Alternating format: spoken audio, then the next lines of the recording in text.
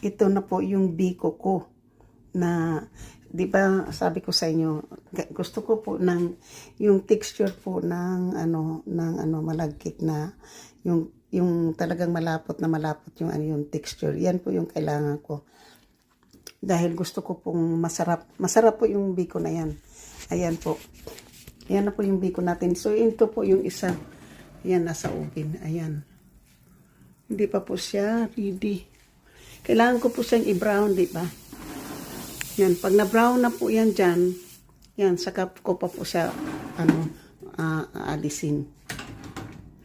So, yan po, ang gusto ko po. Naka-bake po yan ng 450.